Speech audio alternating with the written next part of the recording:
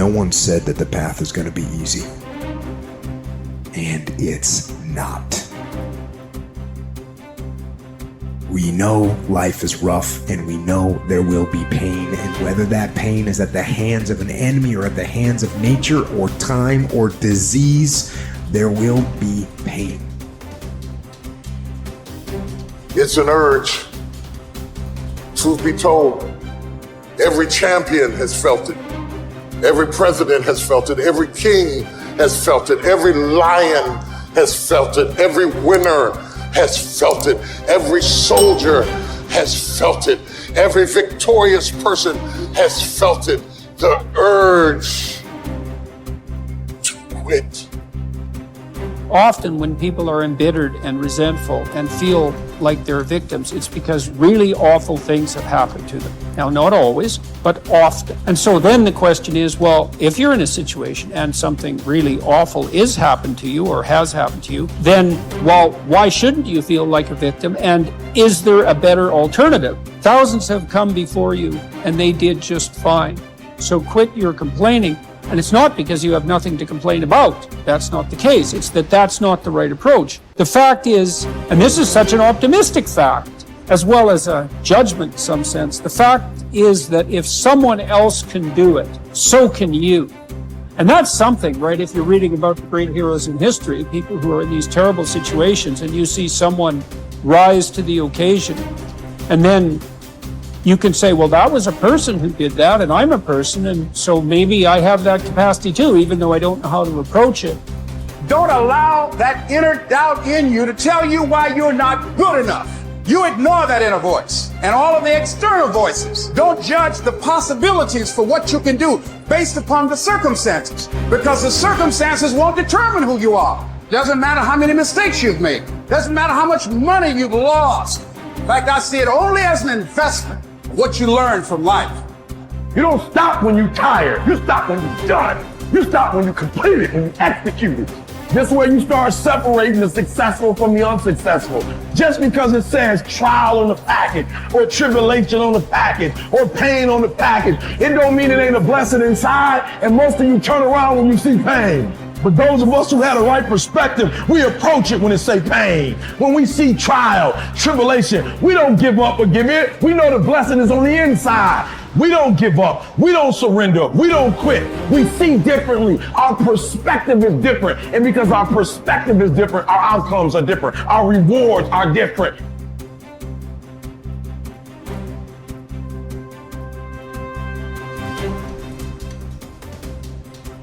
If you haven't learned something from periods of suffering, if you haven't wrung the juices of your own pain and drank them, for your own nourishment, you have wasted your experience and missed the chance to expand the capacity for being stronger the next time. That these seasons arrive at your door.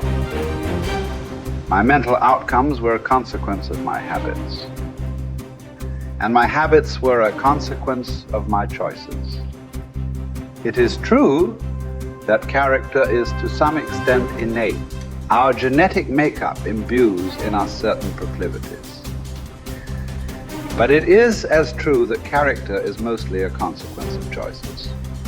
We all make them, and we should make them deliberately with the knowledge that these choices are part of our responsibility toward a purpose other than our own selfish aim. That responsibility is to your family, friends, community, and country. You have purpose in this life. God has you here for a reason. You may not know it, but He does. Your job is to find it. No one else can. You need to understand that your purpose may be great in the eyes of the world, or it may be commonplace and seemingly small. Your purpose might be your family, your children. Your purpose might be tutoring a child and changing their life. Your purpose might be the business you started. Your purpose might be cleaning up your block. Your purpose might be in the help you give others. Your purpose might be in the example you set. Only you and God know. Only you and God need to know. Search until you find it. And until then, Act as if you have it because you're wasting time otherwise.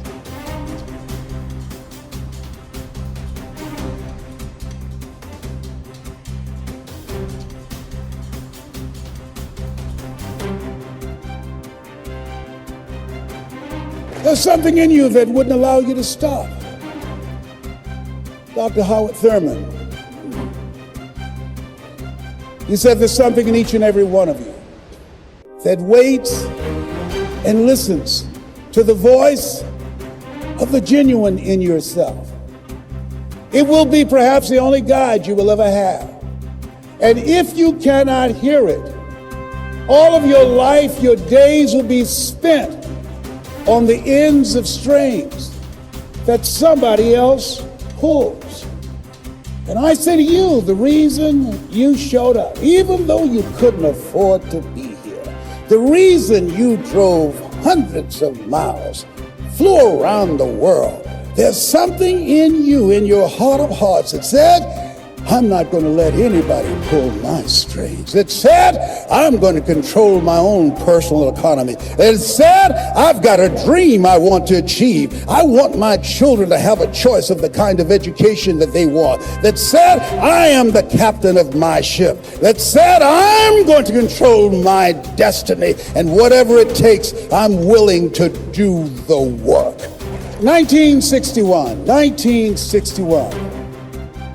President John F. Kennedy had a decision to make. The decision was whether or not to call a news conference and tell the world the United States was going to go to the moon. And I submit to you that the decision to do that was very risky.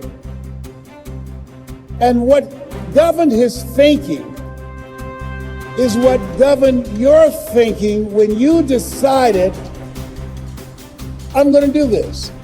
See, the technology did not exist. The answer, what will it take, did not exist.